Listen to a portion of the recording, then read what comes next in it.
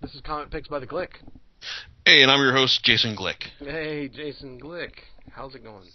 Oh, it's going good, John. How about you? Oh, I'm great. Awesome. Yeah, so, when we left off last time, I was just like, when you asked me about what I was going to do for this week, and I just thrown out random stuff out there, I was saying that, maybe I'll try to do the Road to Perdition saga after I read through the copies of the series that arrive in the mail for me, and, it's like, that's actually what I'm going to be doing this week now. So, alright.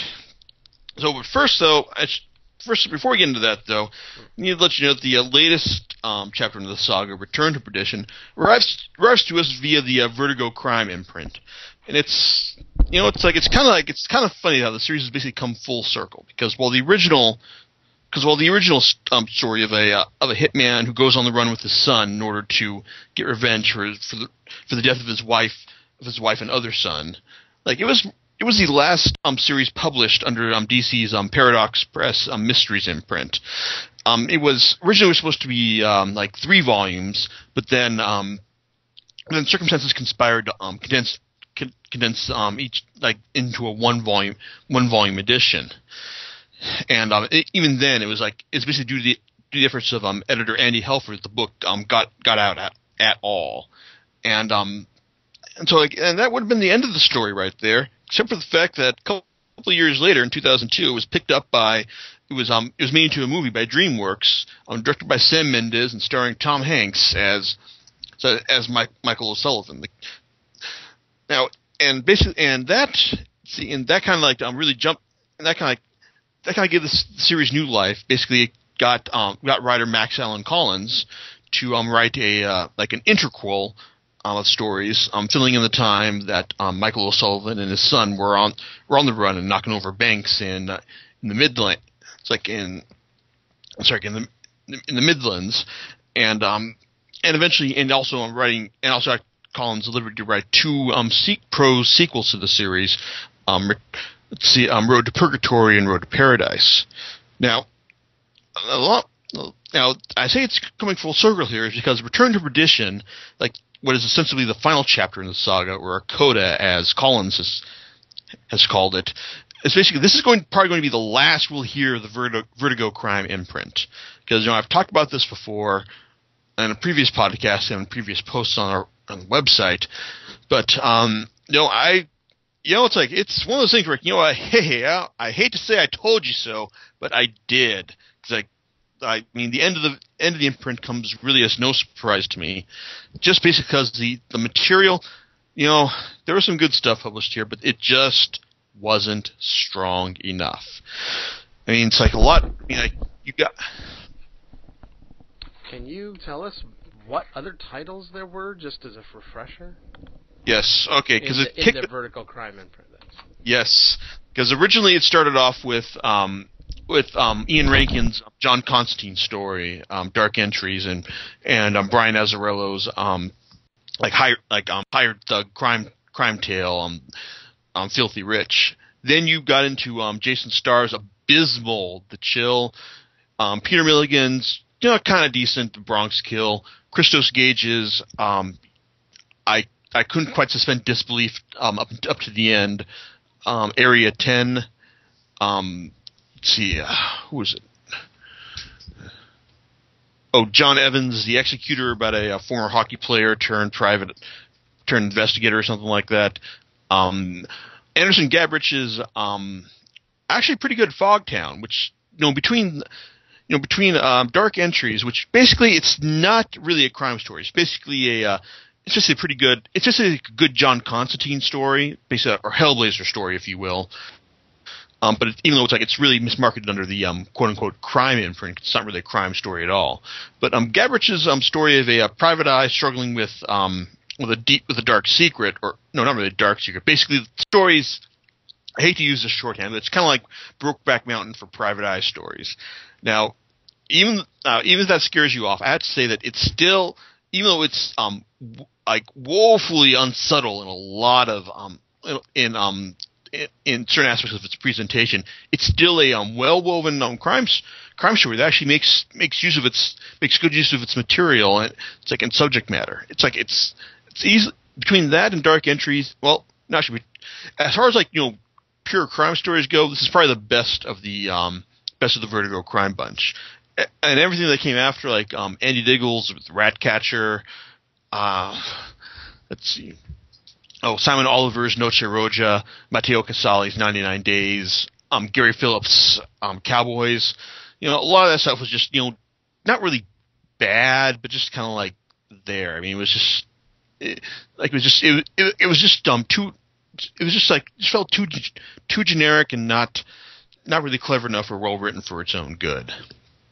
Now, of course, interestingly enough, though, with the Vertigo crime imprint, they've actually gone and made two titles retroactive members of it. This would be A History of Violence, which is also made into a movie directed by David Cronenberg and starring Viggo Mortensen, which for the most part, which was interesting because it's the story itself is about a man who basically changes his identity to escape a violent crime from his past. The movie actually follows a lot of the story up to a point when it just like kind of goes in its own direction, and it focuses in on one specific thing from the book. Basically, what happens when a man like erase his past and personality to the point where he becomes a different person. The book didn't go that far. In fact, it was just like a really just well-written crime story from Judge Dredd co-creator John Wagner and artist Vince Locke. Highly recommend it. Recommend if you're interested. And also, of course, tonight's subject, Road to Perdition. And I have no problem with that. I mean, if it gets more people to check out the story, then all the better. Though I can't really imagine who else would need incentive to check out the source material after the movies come out. But still, like Road to Perdition, to be honest, like it's good, well written genre material. I mean, it's not particularly deep, and to be honest, it's like a kind of there are parts of it that are kind of like pretty unsubtle and kind of cheesy. I mean, like this is like Collins. I mean, he's a solid enough writer, even though there are some parts where there are some like puns and plays on words that betray the fact that this is the guy who worked on the Dick Tracy comic strip for a good 17 years. But still, it's a little story of like a hitman seeking revenge for the death of his family in the only way he knows how, and the relationship he reforges with his son along the way is still pretty good reading. I also feel it's like a lot of that is mainly due to the attention to period detail that Collins invests in his work. Now, and to be honest, like I will say that his one of the things I liked about his like this and the second volume is that he gives a long introduction, just talking about his entire, basically gives like kind of his life story around the time of the book is being written, because he starts off by saying, so the day before Thanksgiving 1993, my career decided to implode, and then he just tells you like everything that's happened since then, including mostly focusing on the creation of the book. It's good reading, and it's right up there with the late great Drew Hayes' introductions from his Poison Elves books. So if you're thinking of skipping it when you pick this, if you just have to pick this up, then all I can say is don't. But he also mentions like that he and his research assistant always try to invest his work with a lot of detail for the period, and it really pays off here. You really get a good sense of this, like of the era, which is around the which is 1930s Depression era, and and that really kind of that kind of carries a lot of. I wouldn't say it really. No, it doesn't carry a lot of the story. It's still. It's like it grounds the story, gives it context, and also it helps just the fact that this isn't really a setting that you really see in comics period these days. So that helps it a lot. But I mean, the majority of the story is focusing on Michael O'Sullivan and his son as they try to make their way across the country, trying to get revenge for the death of his wife and his other son. I mean, let's see, the story itself, I can't really say it's really packed with a lot of exciting twists and turns, but it's good, solid, straightforward storytelling. Collins actually talks about this more in his book, in his introduction to the second volume, Road to Perdition 2, how basically he feels that this story is kind of like a nice middle ground. It's like not really it's not really like the it's not superhero literature. It's not like artsy fartsy stuff. It's just like good middle ground. It's good middle ground reading. It's like, and I agree. I think that the industry could use a lot more of this kind of stuff that doesn't really appear to like one. That doesn't appeal to one extreme or the other. Stuff that just like it sticks at a nice middle ground, something that anyone can go and pick up and read. And really, it's like you don't unless you are really extremely adverse to graphic novels in general, like my mom is, then you're not going to say. Then you just pick this up and enjoy it for what it is. One other thing though about the first volume, which was illustrated by Richard Pierce Rayner. Collins has admit that he does great work, and Rayner's attention to detail is truly something to behold. In fact, and looking at it, you can really believe that the man took 4 years to get all this stuff here. I mean, just from the cross hatching alone. I mean, God, man, it's crazy the amount of stuff he did, and I can understand that. While it would have been cool to see him come back for the subsequent volumes, it just wouldn't have worked in this schedule wise. Still, see this. Still, I mean, the volume is, like I said, it's not something that's going to blow your socks off, but it's still a good, fun little fun genre story. Now the sequel, called inelegantly Road to Perdition 2 on the Road, doesn't exactly further the story. In fact, it is what's called an interquel. Basically, it takes place between the during the events of the first volume. Now, this basically focuses on Michael and his son as they go around robbing banks in the Heartland and stealing away money that the mob has stolen. I mean, the mob has salted away in the hopes that by doing so they'll be able to get them to give up the man who has killed Michael's wife and other son. So, and I wouldn't say this isn't really a necessary story, but it still has a lot of the charms of the first one. The attention to period detail. It's the solid and well polished storytelling that Collins brings to it with his writing. Art is handled by two different artists, mainly two different artists. It's split into 3 chapters. Jose Luis Garcia Lopez illustrates the first one with inks by Joseph Rubinstein. It's got a familiar it's got a more familiar comic book style to it, but it works in the sense that Garcia Lopez isn't drawing superheroes. Shows that he can draw great period detail at the same time. However, Steve Lieber handles art for the second volume, and Lieber, for those of you who aren't familiar with his name, he's best known as the illustrator of Whiteout, Greg Rucka's story of a U.S. martial out in Antarctica. This is the man who drew a black and white murder mystery set in Antarctica and made it look awesome. So he does a great job with this. In fact, he's a good deal closer to Pierce Rayner's style. In the section he does. Third one has a nice middle ground because while Garcia Lopez does the pencils, Lieber does the inks.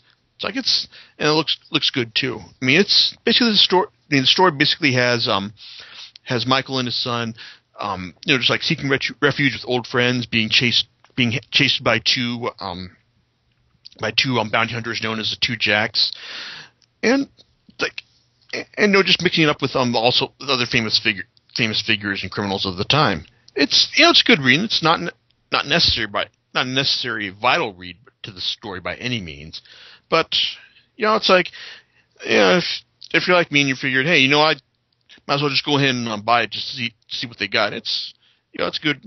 It's good enough readings. So now the final volume, which which is called Return to Perdition, basically has Collins teaming up with his Miss Tree artist. No, seriously, that's the name of the title of the series they did back in the 80s with DC. His Miss Tree artist, Terry Beatty. And this one focuses on Michael's grandson, who goes by the name of Michael Satriano Jr. And the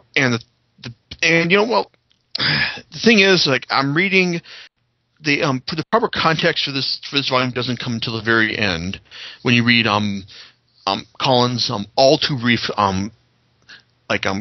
postword, where he says this is kind of a coda to his prose sequels, Road to Purgatory and Road to Paradise. So really, it's like this is kind of like it's not really a proper. I'm reading this, I'm thinking it's not really a proper installment of the saga, if only for the fact that it takes forever to get to the goddamn point. Because it starts off with Satriano Jr. Being a prisoner of war in Laos, and he's eventually rescued, but then he finds out he's been declared KIA by the American government.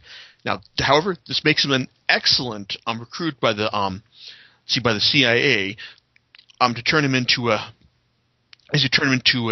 hired gun for their purpose, for their war on the mob. Now that's okay. Now it's and let's see. Now with that, I mean it's a decent enough hook, and you still got Collins' attention to detail, and Beatty gives some nice expressive art that captures the period well. But I mean, most of the time I was just thinking, like, when is this going to get to the point? When are we going to find out how this ties in with the previous volumes? And it doesn't happen until almost more than 2/3 of the way in, when we finally meet up with Michael Sullivan. Oh, sorry. Yeah, Michael O'Sullivan Jr., the son of the main character from Road to Perdition. And find out that what he's been up to, and how meeting his son, who's now become a killer as well, ties into the whole family history. It's like I said, it's an agreeable read for the most part, but it's like. So, like, is it essential? And then, is it essential? No, not really. It's like, and it doesn't get, you don't really get get the feeling until the very end, just how this really ties in with the larger story. I mean, at the very on the very last few pages, then you get kind of like a parallel to how Michael Sullivan wound up on his road to perdition, and it's paralleled with what the choice his grandson has. So I mean, you got that, but I mean, for the most of the story, I mean, it kind of feels like you're reading something that didn't really need that. They kind of need that the whole connection to the Road to Perdition series. It just feels kind of like, It's like it might have just been better if he had just written a story just about a guy, one of the CIA's hired killers in the 70s. So I mean, it's not bad, and it's not bad. It's decent for what it is, but it kind of exemplifies what a lot of the Vertigo crime stuff. It's got it had potential, it's competently executed, but it's not really something that makes you go, I really want to read more of this. If anything, reading Collins' introductions and just the feeling that I got from Return to Perdition, I'd be more inclined to read his prose sequels to the series. Well, I get the feeling there's more interesting stuff to be had in there than what I got from Return to Perdition. Of course, after reading those, I have a new appreciation for this. But this is published as kind of like a standalone thing. It should be able to work by itself. So I guess in the end,